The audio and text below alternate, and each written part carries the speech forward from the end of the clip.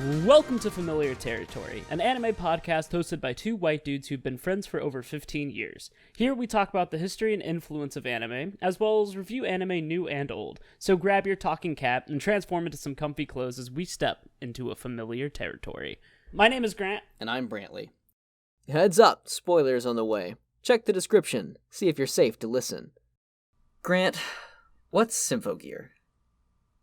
A show about girls singing and killing aliens. Like, what's cool about it? I was actually talking to myself in my car about this today. Oh, no shit. Yeah, Cool. I was on my way home, and I was like, man, if we ever did, like, a panel at something, I feel like we'd talk about Symphogear. Mm-hmm. And so, Symphogear is cool because it gives a shit. Like, it really gives a shit about its lore. It cares about its characters. It's wacky, but also a little self-aware, but not in a way that's kind of like lampshading it's being self-aware. For how wild Symphogear is, it's very competently well made. Mm-hmm. Would you say, I don't know, that there's like anything Battle Girl High School does better than Symphogear? No. There's fucking nothing that Battle Girl High School does well at all. Okay, thank you for coming to our review of Battle Girl High School.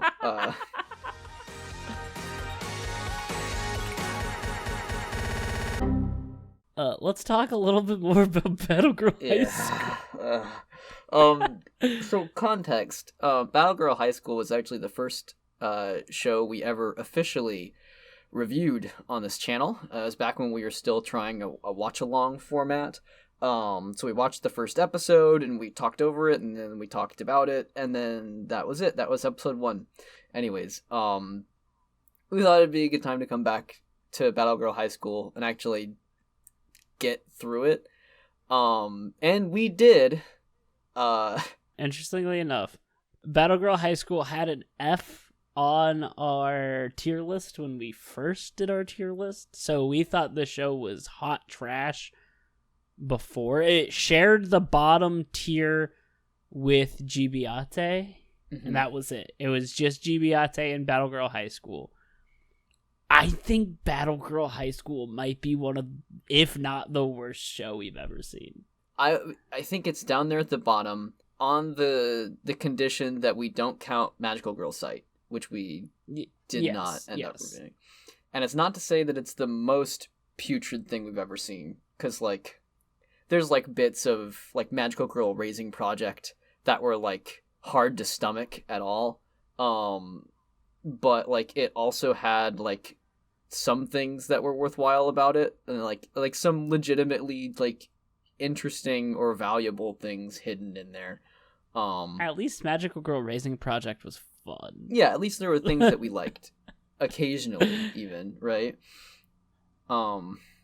Which says something about Battle Girl High School. Battle Girl High School's fucking terrible. It's hot garbage. There is nothing important to say about this show. It is hot garbage, and it's not even fun to talk about. So where the hell do we start? Let me talk about Battle Girl High School real quick. So Battle Girl High School started out as a gacha game turned anime. Currently it sits at a piss poor score of 5.8 on my anime list, which is surprisingly close to your Deco, which should not be that low. And it's really bad. So this game comes out, right, in a mobile platform, and it has all of these incredibly prolific voice actors. So people were excited about this because there was voice acting in the gacha game that was, like, professionally done. Rei Takahashi has a plenty of voice acting roles that she's well known for. She is a lot of characters that people like. She used some Precure characters. She was some ReZero. She was like Amelia and ReZero. So, like, she has a lot of big things. Aoi Yuki and Ayana Sakura and, like, Sahori Hayami, who are, like, really really popular voice actresses, like Hayami Sayori Hayami voices like Yor, and the one show Spy that Family. everybody likes, Spy Family, and then like Aoyuki is everybody. is like everybody, right? It's Like Madoka, it's Hibiki and Symphogear, right? Like they basically sold the idea that people were going to want to play this game because of the voice cast, and they didn't give a shit about anything else. And so you basically get this incredibly convoluted mess of a show that was sold on an all-star cast, but with like the absolute most piss poor development whatsoever. Your script composition included the guy that wrote like some of the Arrow Manga Sensei episodes, or like Blend S, or like Nekopara, right? Like the writer of Nekopara, the script series composition, wrote this fucking show. Ugh. And so you have that the director is a guy named Noriaki Akitaya. He was an episode director of like some of the Code Geass, and like weirdly enough, this guy's interestingly prolific. Like Code Geass, he did Bakuman, he did like Persona 3 the movie. He was the director of the Persona 3 first movie. He's not like the biggest person in the anime industry, but they were like, hey, we'll get you to direct this garbage script and just go for it. And it's bad. So in case you're wondering, the reason that the three main characters do not have this incredibly long stay is because the game was sold on the fact that Rei Takahashi and all these other supporting characters were going to be more prolific. So that's why they almost all entirely focus on this character. I see. So you have your sticking out like a sore thumb character because they were like the name.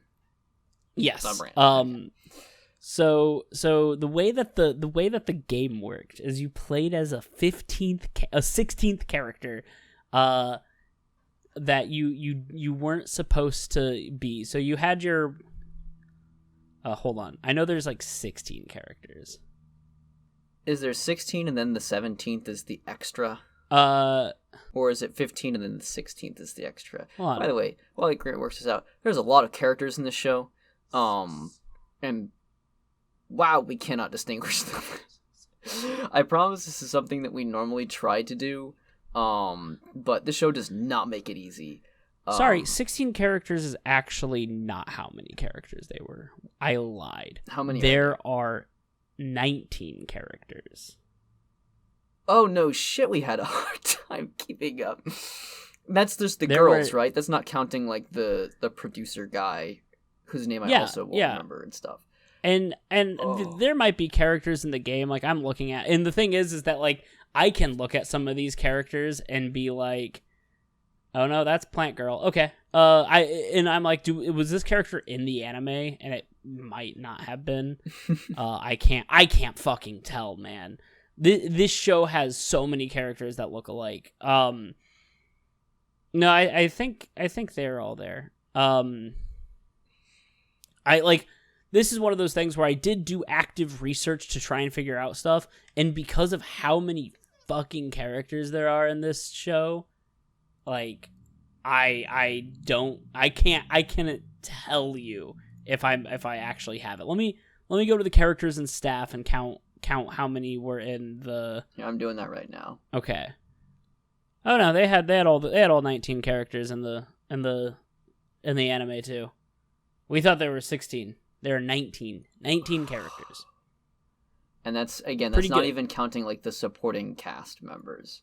People like Sensei or Botan, etc. So the Sensei character that you play is your in the anime is the character you are in the game. As it always goes. And as it always goes.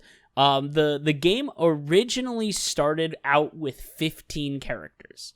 There were 15 characters initially, and then when the anime came out, they had all of the characters, and so they added them to the game. So they added more characters to the game from the anime. Ugh. Hey. So yeah, what's up? I think it's important to mention, like, when we first reviewed this, we kept harping on, like, there's too many characters, right?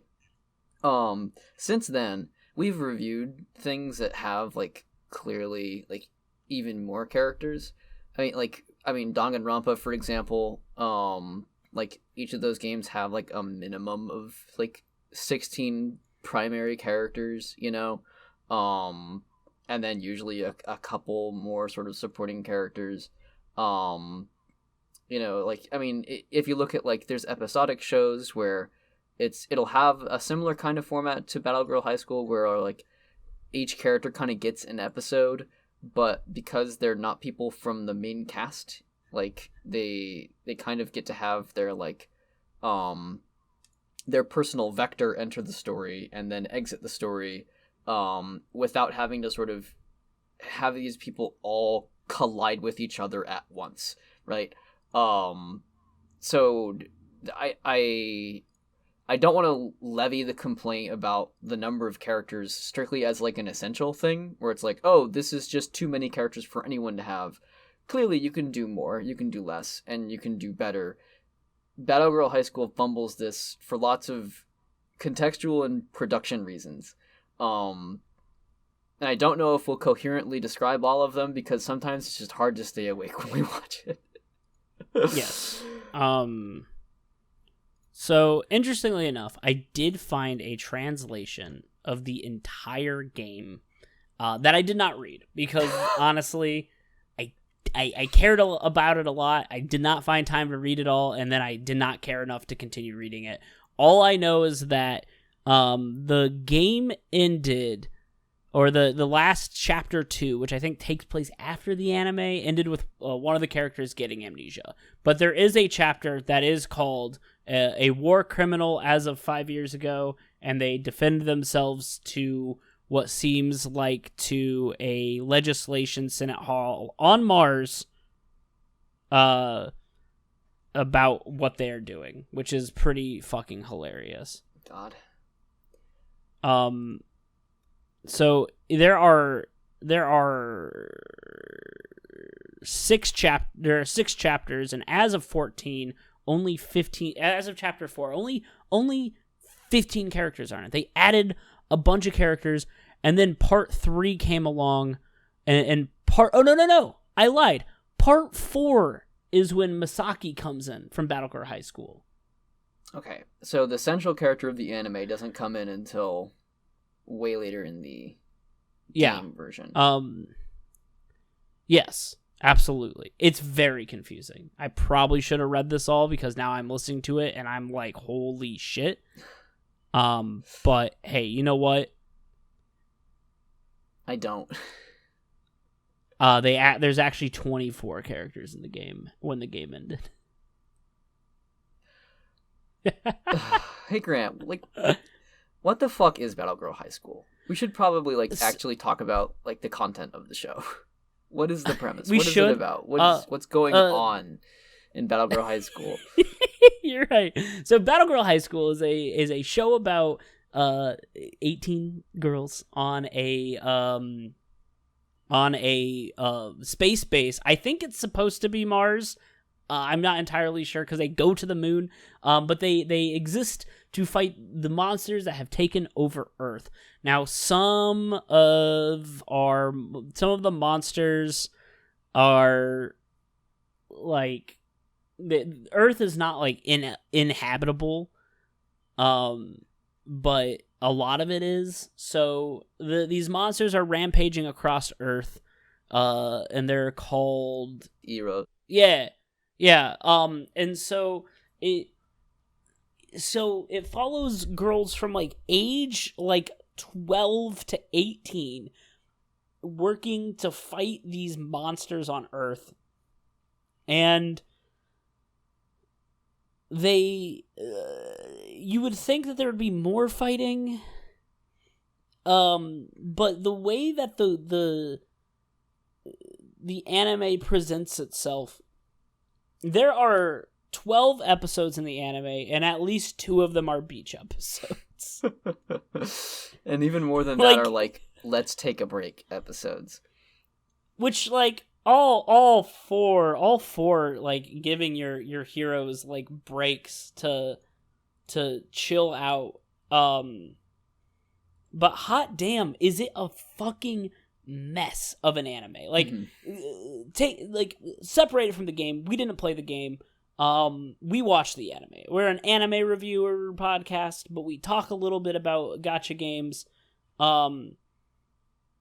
Shit's nuts. So, apparently this takes place on part 4 of the game, but it starts out with the 3 main characters protecting a concert that 2 of the other characters perform in, which I'm not gonna say is a direct ripoff of Symphogear, because, like, idol characters who are also superheroes does not sound like a trope that would be rare.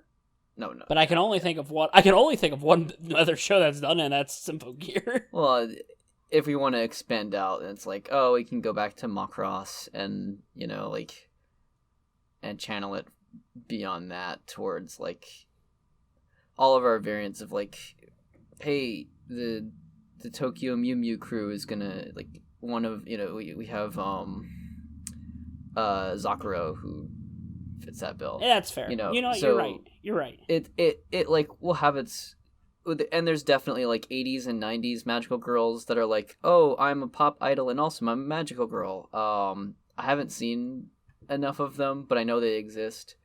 Like, I think maybe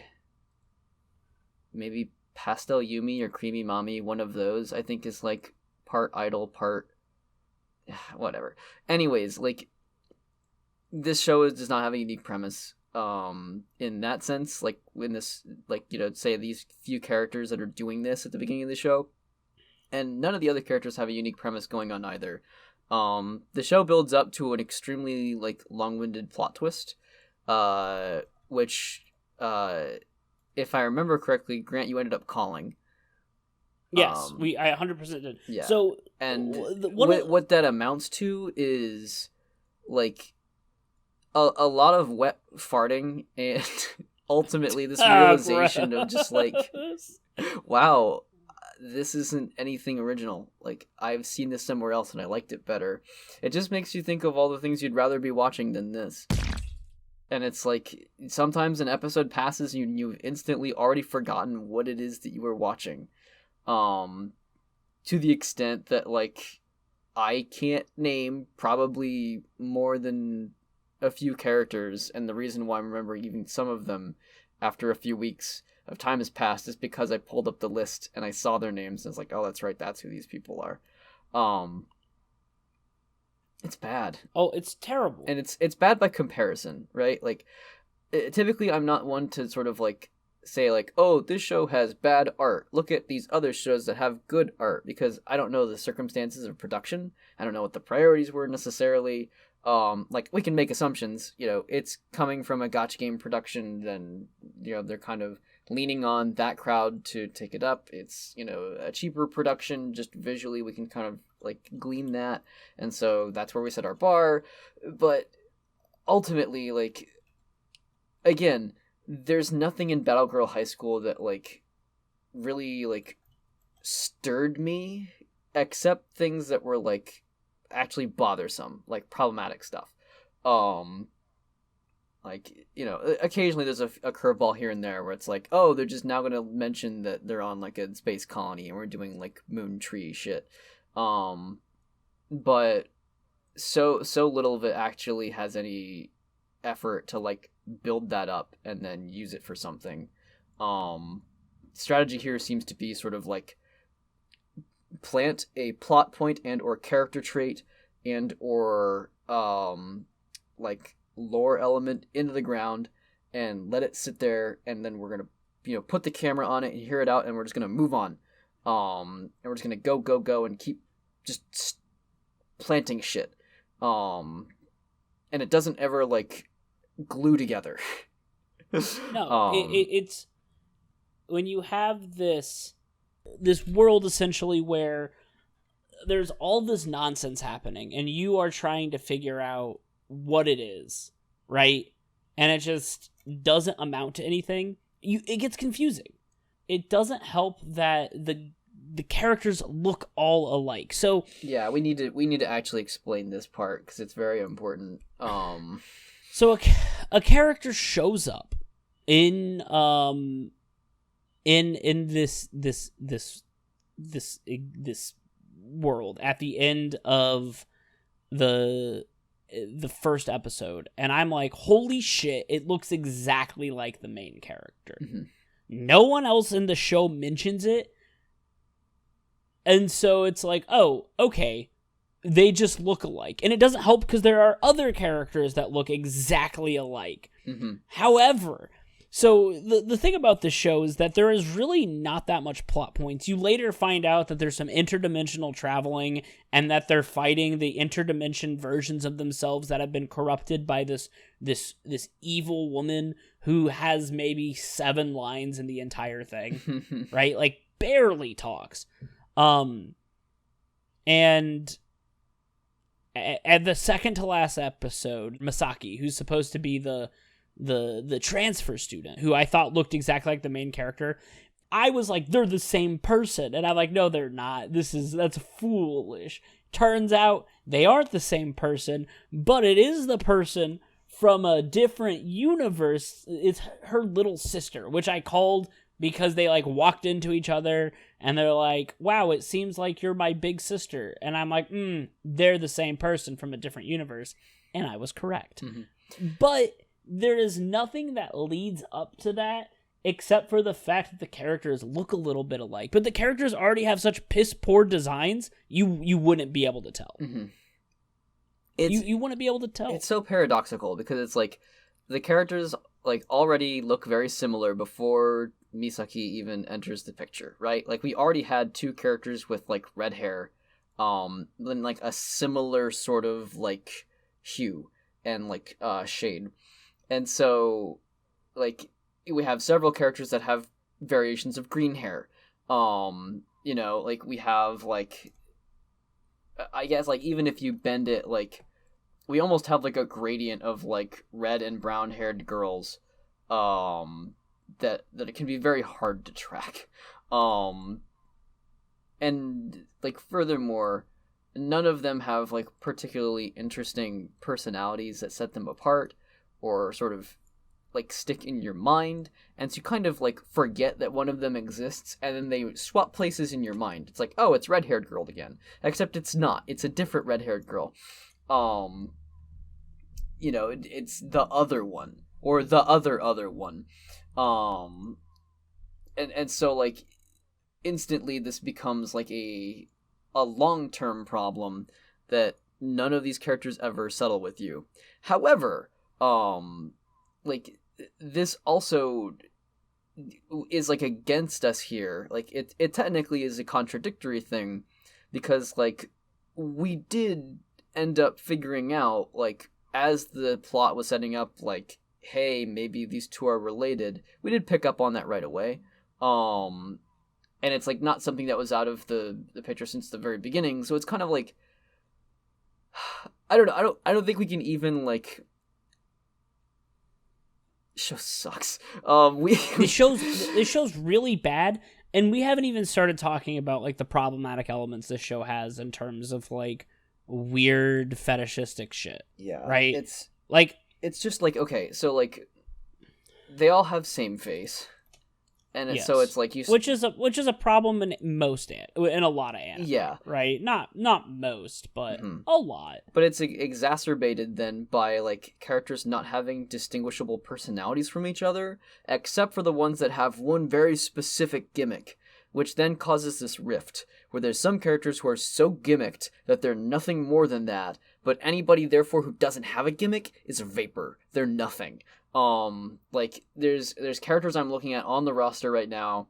I couldn't honestly tell you which episodes they were in or like what parts they played anymore. Like it's already gone. Like we watched this like a few weeks ago is when we finished it, and it's just like, ugh. Like okay, here there's a girl with bangs. There's another girl with bangs.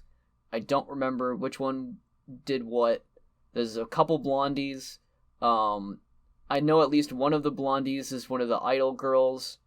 There's a couple girls with blue hair, but one of them is one of the idols, and the other blue-haired one is like not an idol, but sometimes interacts with the idols because she's kind of like a type A, like leader type person. Fucking, oh, it's such a weird Venn diagram. That's like, it's a Venn diagram that's been Gaussian blurred, and then put at the far end of a room for like an eye test. Like it's like, all right, read the bottom row, you know, and I can't tell the characters apart.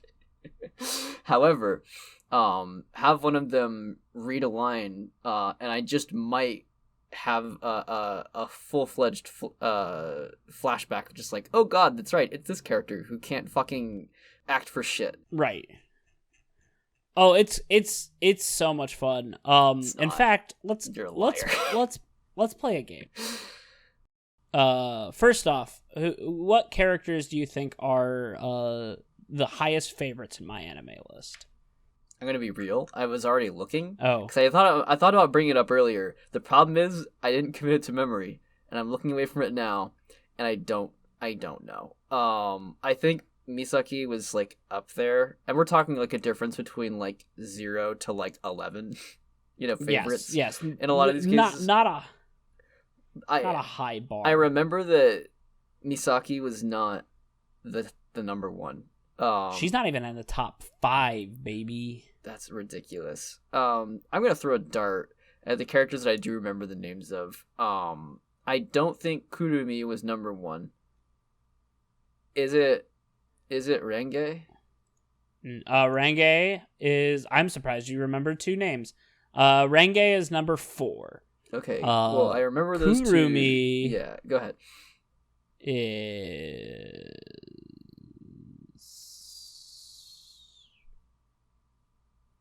Oh no, they don't have her named Kurumi on this. What the fuck did they name her? Hold on. Oh wait, there she is. Oh, she is number 5. Kurumi's number 5. Sorry, I didn't expect her to be so high. Okay. Jesus fucking Christ. Sorry, I'm getting lost just looking at all these again. Like, I remember those 2 characters probably because they're the focus of like the most problematic episode in this show. That's fair. Kurumi, I remember because she came forward with the gimmick like real fast. She was Flowers Girl, and like Smell Girl. That was her thing. Like she was kind of Smell Girl to us before she was Flower Girl. And then Renge is just a sexual harasser, like a serial, like molester, and it's not okay. But gee whiz, they just can't get through like one episode without her doing something remarkably unpleasant and toxic. So, she has just been cemented in my brain. Gold star for Renge. Yeah, who's the top one?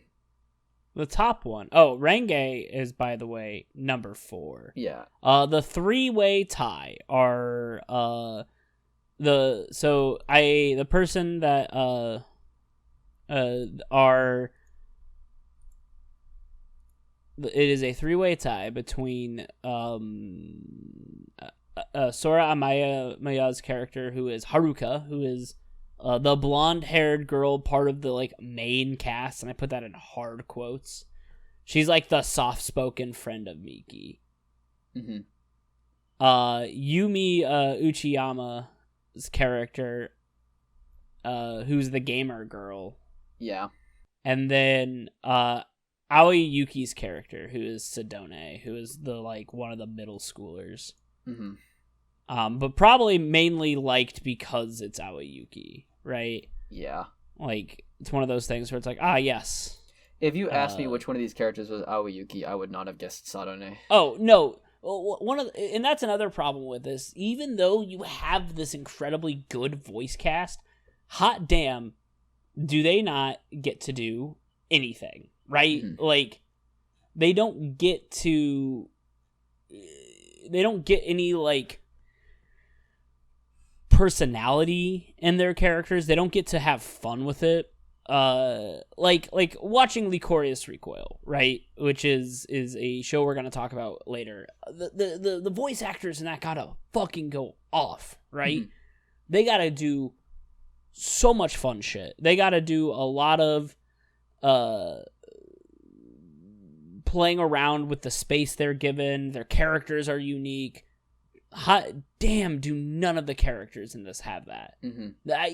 This seemed like an if I were acting this, I can't imagine the direction being that good. Just because I didn't see any fun with the voice acting. Yeah, this felt like not only like the script is already bad, so it's like I can't imagine anybody here who has experience hadn't already read lines like this somewhere else, right? It's again that sort of derivative feeling, Right? of just like, oh no, like it's a line that wrote itself from the annals of anime history, but like some of these just feel like first takes.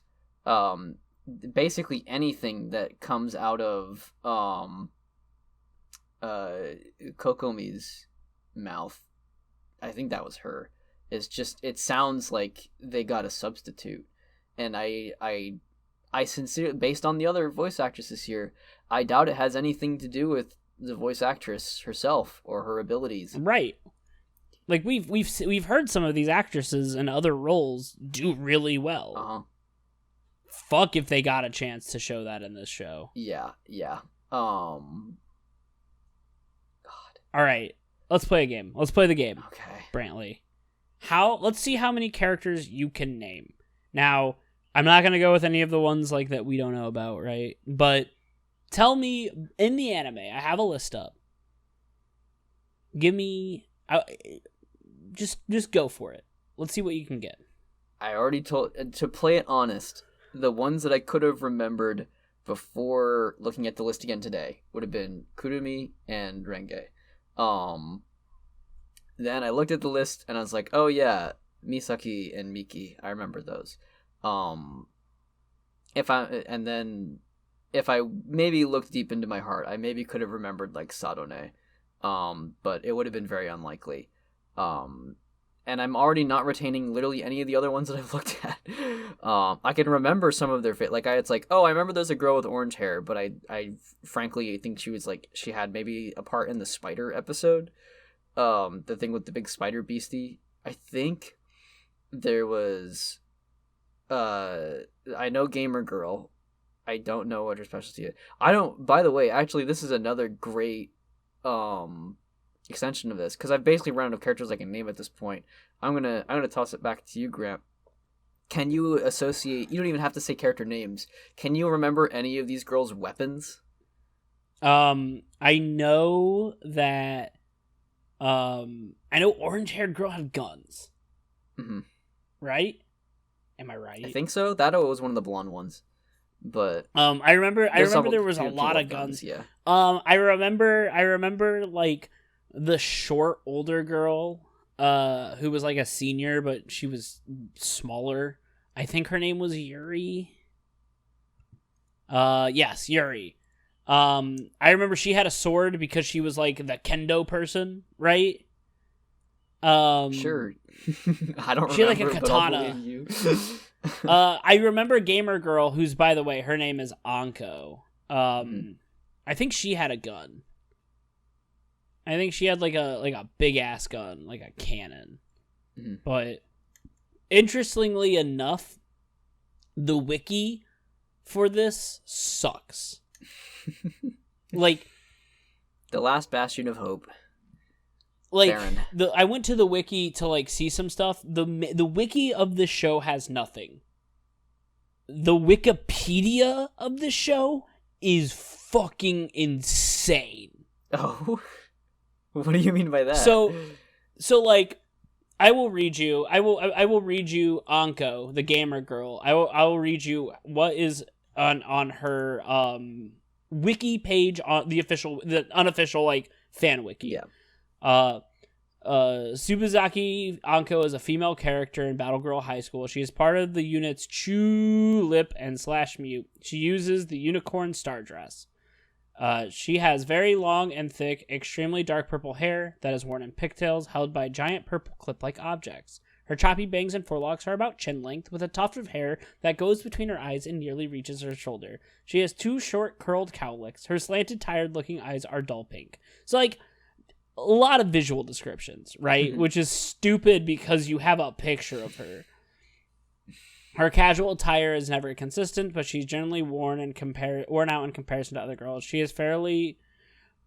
I don't like that.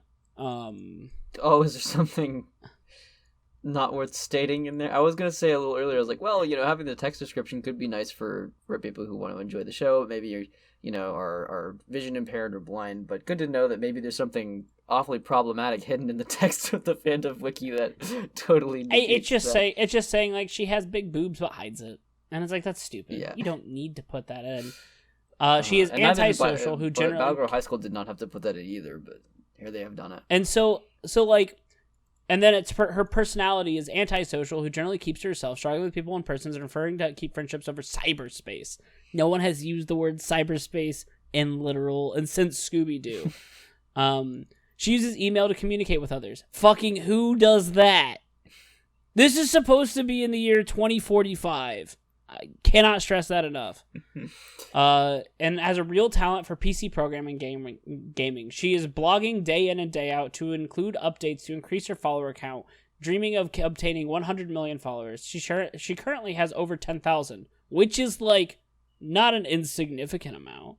Mm-hmm. Despite her tired-looking appearance, she's known for her savage expressions and appearance, which is said to be one of her many charm points. When she does come off condescending and mean, she actually isn't that bad when you get to know her. Her Wikipedia page, like, in one part, is like, it talks about her blog.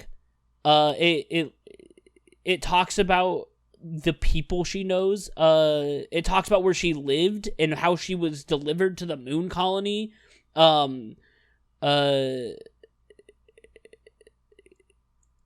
It talks about like how many arcade victories she has and like the queens she has. It talks about her parents. So what I'm getting is that the fandom wiki was written by someone or some people who watched the anime. The Wikipedia content was uploaded by someone or some people who played the game. Yes. Very, very funny. It is very interestingly, though, because the Wikipedia regularly, and I don't think they do this on purpose, just misgenders all of them. And I don't think it's on purpose, right? Like, I don't think they're just... Because, like, it's not like these characters are transcoded or even, like, anything coded. It could, right? I imagine like, it's just... It's maybe a non-English speaker who's writing the content. Oh, absolutely. Because the people who will, like pronouns and things will, like, get swapped around, like, just because, like, adjusting to how pronouns work in English is different, compared to other languages, and how, like, nouns and stuff might get pronounced. Wikipedia has a lot of information, but it is a fucking mess. Like, oh my god. I didn't read all of this until now. It's hilarious. Did you mean like grammatical and spelling errors, or like just like no, just some of the stuff that is said about these characters. So, like, for Renge, right? And, like, for some reason, I just don't feel like this is something that would be on, like, an actual Wikipedia page. Like, this has not been edited by anybody. Mm-hmm. Because the way they describe Renge, a sexy older sister with outstanding proportions. Okay. Just fucking awful. off. I sometimes say she acts as a habitual criminal who brings in gravure magazines for men. A habitual fucking criminal. Can we get the writer on our podcast? Can we do an interview? I think we'd have some agreements on the content of the show. Yeah, and like obviously this is definitely some like some things that have been like mistranslated, right? Because they're talking about Hinata Minami, who's like the short middle schooler, right? The cheerful one. Who just says a machine gun talk that has a cheerful and friendly personality. I wonder that sounds like then I know in Danganronpa put the counter up to 2 for Danganronpa mentions in this episode. They have one of the mini games is machine gun talk battle. Yeah. Or at least that's what like the translation comes out to, right? So I wonder if there's like a specific Japanese term that gets translated to that it means like someone who's like hyperlocuting or like talks faster, you know, like we might say like motor mouth or something, I don't know. Right. And it might be that, right? Yeah. But it's interesting because there's so much shit for all these characters. And in the anime it's like our same problem that we had with Magia Record, where you have all this shit happening, and instead of actually trying to like develop like a select number of characters, they just need to make sure that you get to see every character to do something. Yeah. And it's really terrible. And like I think it's safe to say like the game content and just like raw hours has got to be way more than what the anime can provide, right? Oh, like 100%. The fact that you can like reuse assets and things in a game, and you have like a gameplay loop that allows you to modularly put together scenes and stuff like that, like that makes a big difference. You know, people have come to accept that you know, a dialogue scene in a video game will look the same kind of every time. And then that's just like we just say, yeah, that's how video games work. And that's not how TV works. But right. If with that in mind, I feel like you and I would prefer that they focus on their strengths of the medium, and if nothing else, just zoom way in, as opposed to like giving us such a shallow result. Yeah. So we've talked a lot about this show in kind of like this loose way. We're at like 40 minutes. God. I don't think this I could not give you a good synopsis of the show, which is normally how I do this shit, where I kind of mention like what happens, but really nothing happens besides the one twist, right? The entire show is about meeting to this one twist. So Brantley, I want to ask you, okay, what was your favorite part of the show?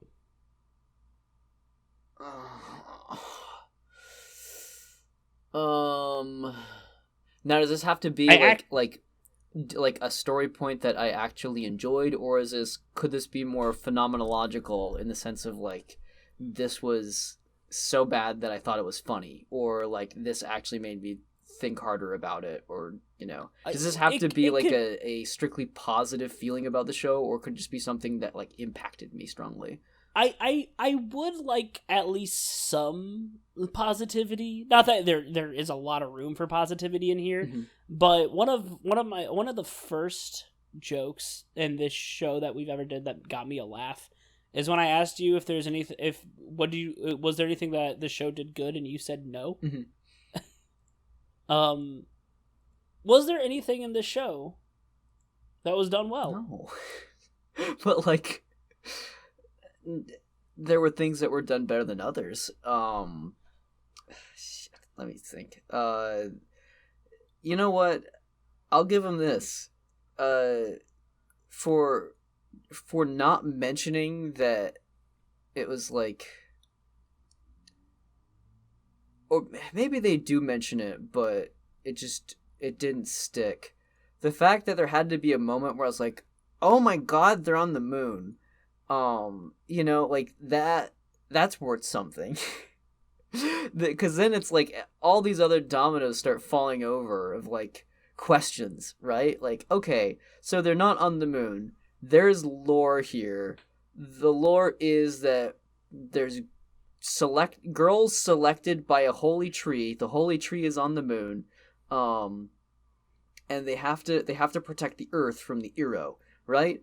Okay, so the girls were on Earth. They're not on Earth anymore because they escaped Earth because it was being overrun.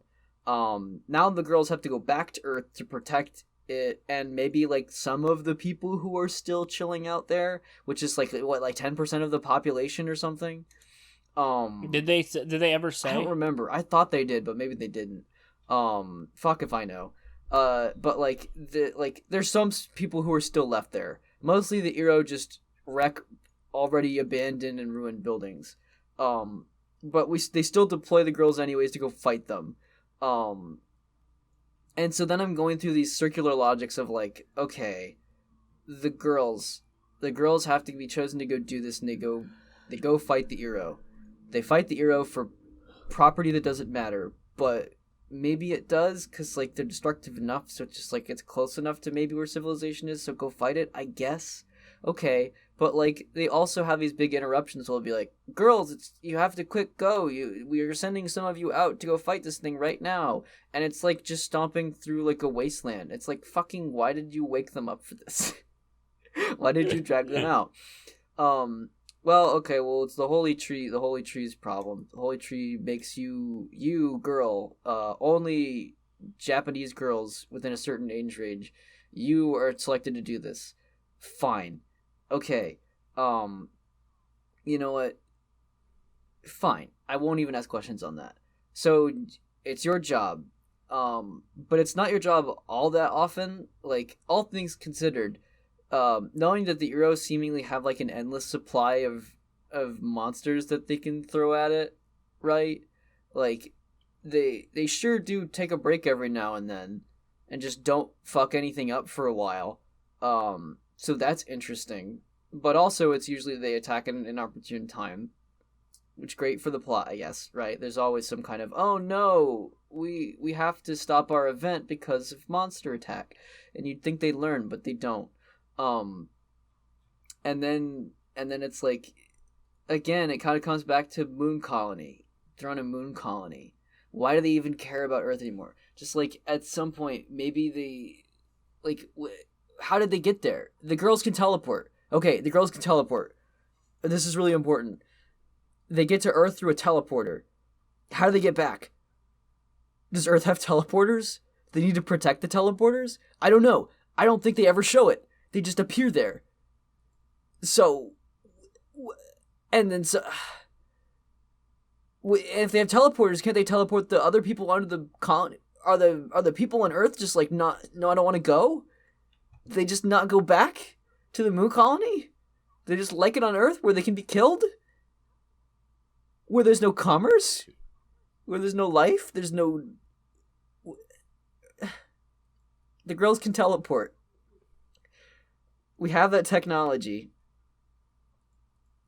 But to fight the monsters, you have to send girls with holy powers. And by holy powers, I mean bad-looking costumes and energy weapons that look like they were made by 14-year-olds and a notebook. They're going to go and fight. Okay. For monsters who attack abandoned property. And sometimes people. Rarely. The tree that gave them the powers, there is a part where the tree got corrupted by the Eero, I think. But it wasn't this timeline, it was a different timeline. But that was bad enough that they could pull the bad people from the other timeline into a working timeline and say, hey, cut that shit out. Not only did we fuck up our timeline so bad, we want your timeline to get fucked too.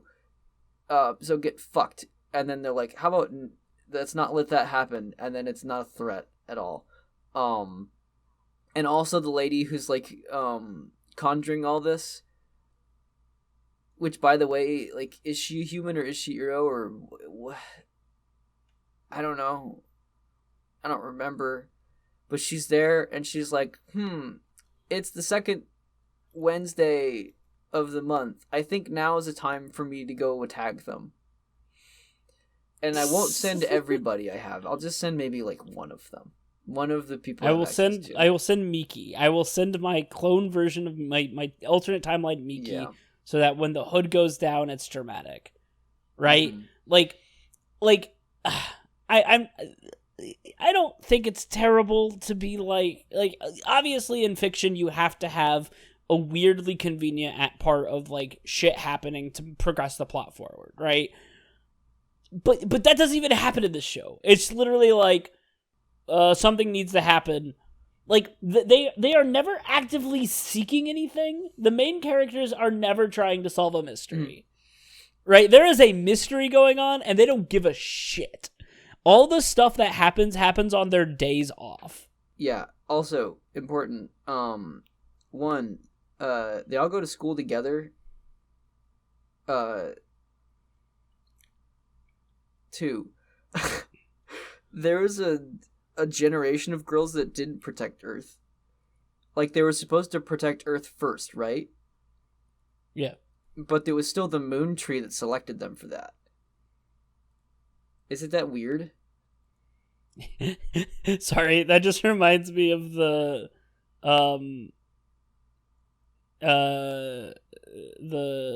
if you killed a man on a moon, wouldn't that be fucked? Listen, if Anti-Miki killed Miki with a rock on the moon, would that be fucked up or what? Hey, what happened to the other girls before this group? If this is the first group of girls, like, let's say maybe like some of them got picked as middle schoolers or whatever, and now they're like high schoolers, that means this has not been happening that long. It means that they managed to do a full retreat to the moon and colonize it with the tree, and then start teleporting people back to go fight all them and everything in the span of like a few years. If there were girls who came before and fucked things up, and now this is where we're at now, who are these people and where are they? Did they retire? Did the tree like give up on them because they like exceeded age 18? Like, what the fuck? Teleportation. I can't get over teleportation, Grant.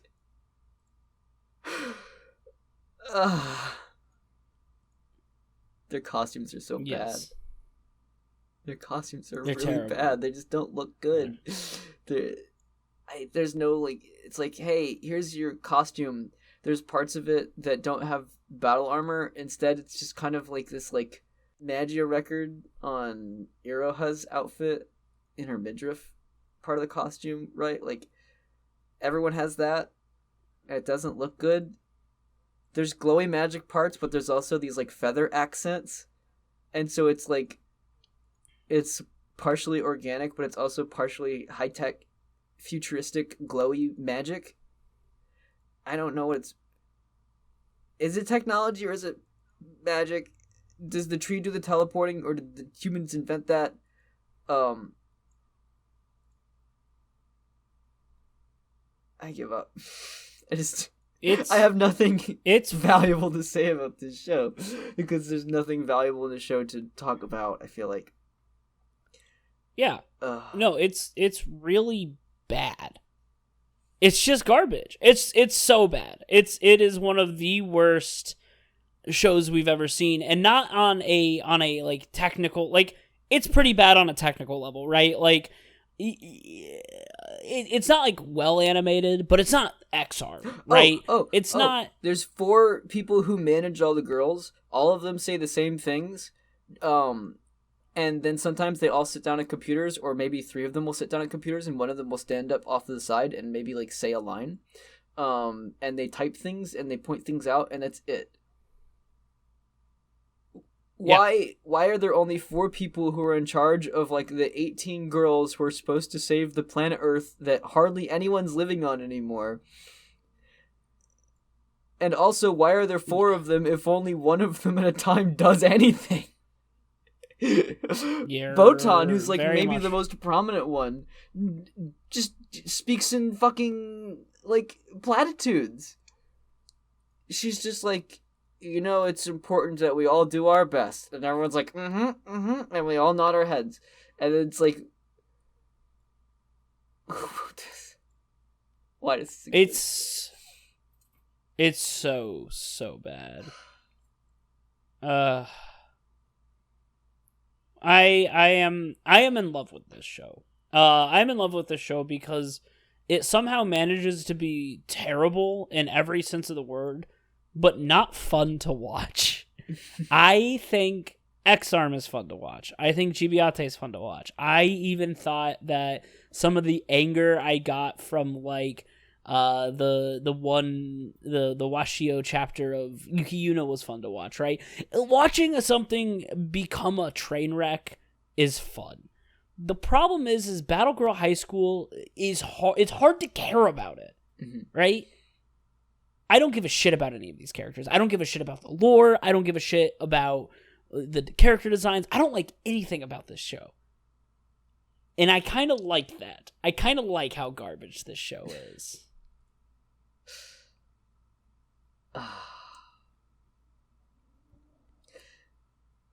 There's a part in Durarara where it's Celti and Shizuo, and they're looking at an empty lot where a building got taken down, and both of them can't remember what that building was.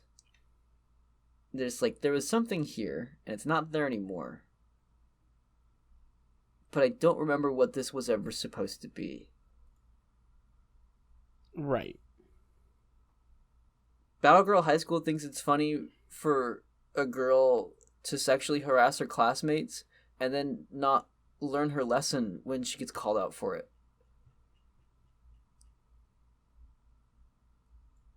Yeah. I love it. I love it. So here are the top 10 reasons why we recommend Battle Girl High School. 1, it's funny. It is, one of our buddies, whenever we would talk about, like, watching it, he'd be like, "Are you guys going to watch it?" We'd be like, "Yeah, probably." And he would just listen to us shit talk it. It's fun to watch and shit talk, but there are better shows to watch and shit talk. Like, I wouldn't even give it that. I don't think anybody should play this. Should watch this show. Watching the show felt like going to work. When we were watching the last episode, I'm gonna be honest. I was passing out partway through it. Like, I was kind of like nodding off, and it was one of the most serene feelings I've had in years. It felt like anesthesia. I was so tired from work, and the show was so boring, that I just, like, I couldn't keep myself awake for it, and there was something blissful about, like, leaving a state of sadness and frustration for something better than that. Yes.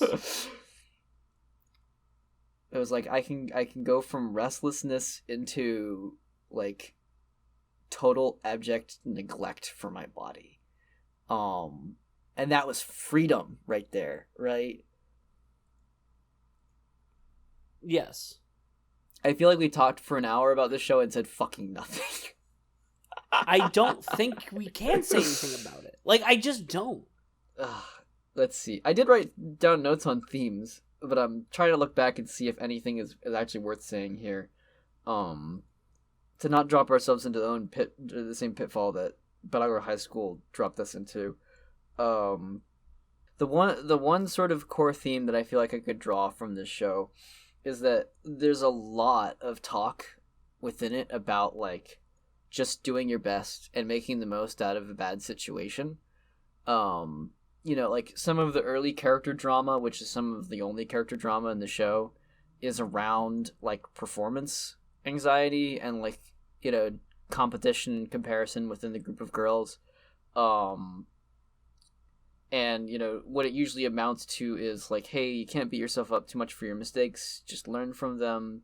You do what you can. When we're lean staffed, then, like, no one can ask any more of you than just whatever you can bring to the table. And like, I feel like in some ways that characterizes the production of the show too. Like, this like sort of like nauseated show up to work and just draw the frames and say the lines, and we'll all go home and we'll forget about it.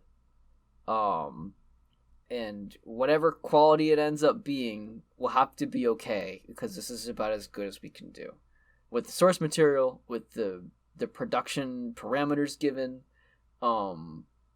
We just do what we can. It's just like an active resignation that you're watching. And maybe there's something beautiful in that. Would you say that's beautiful, Grant? I would say it's horrifying. But I would say that it is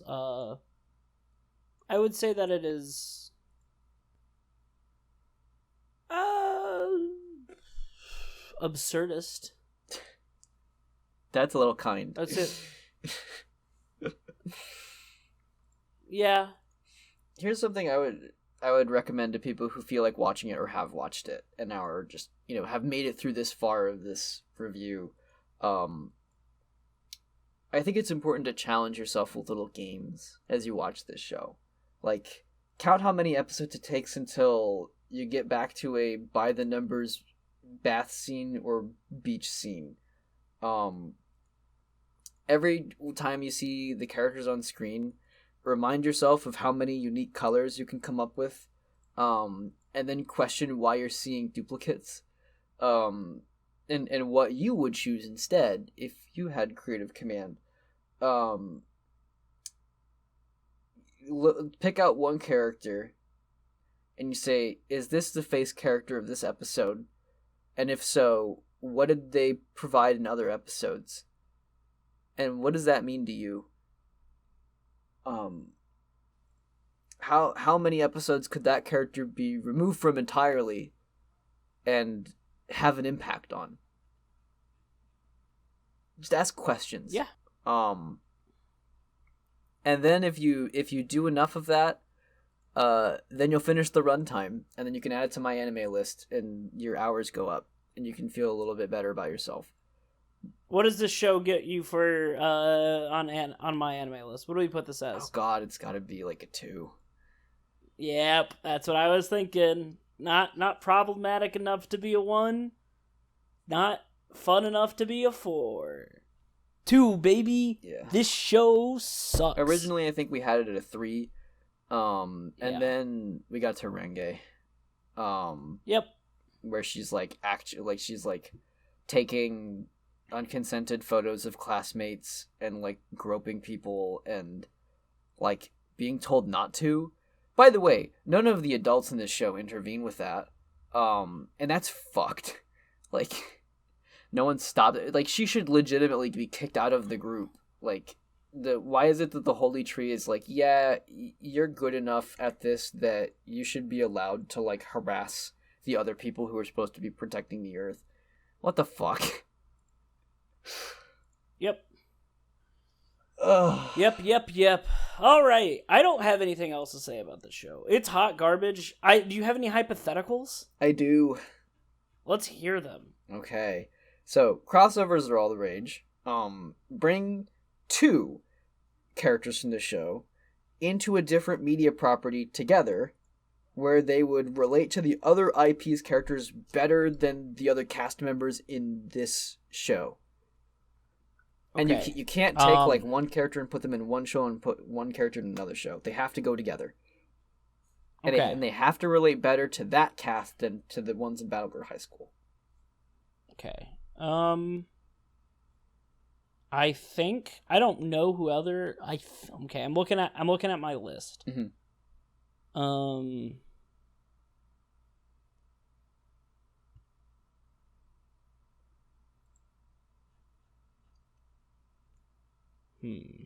Looking at my list, I will say I think I have my 2. Go for it. But I just need to figure out where they need to go. Yeah. So who's the 2 you have in mind? So I really liked out of all the characters, like one of the only characters that I was like, oh, this character seems fine, was Subaru. Mm-hmm. I liked Subaru. I thought she was fun.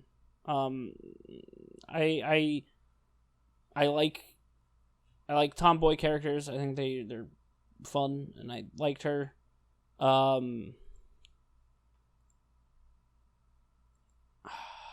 For some reason, like, my mind immediately goes to Symphogear because I'm like, we have to do it, right? There's the most, like, crossover in terms of, like it's shonen style action with magical girls, and the costumes are kind of like high-tech fantasy magic. Hey for him. Yeah. Was there ever an ultimate botanist in Danganronpa? Not that I know of. Tight. Okay, Subaru and Kurumi, and I'm gonna put them in Danganronpa.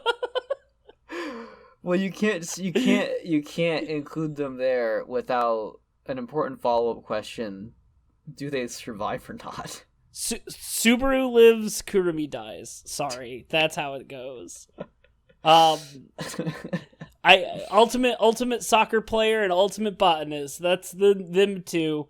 And boy oh boy, would Kurumi want the sweet release of death after having to deal with being in Battle Girl High School. God. Yep. What about you? What 2 characters are you moving around? I think, like, the cop-out is to take the yellow and blue girls and put them in Love Live where they belong. That makes sense. But I'm also thinking that Yuri has like Kyoto Animation energy. Like, you're right, she does. She's like a C-class character within that, but like you could probably throw her into like EBK Euphonium or have her as like a tertiary character in K-On! The question is who I would saddle with her. And I think it would either be, you know what? Asuha.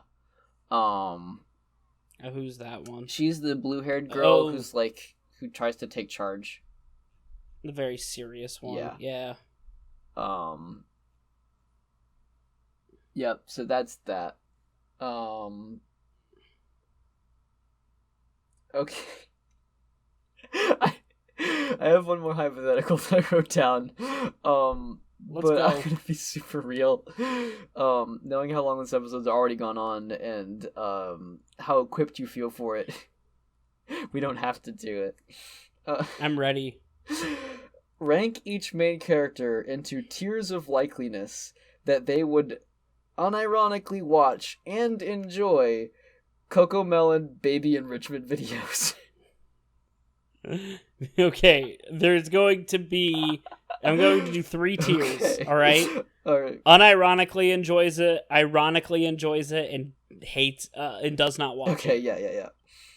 Miki unironically enjoys it. Subaru does not watch it. Haruka does not watch it.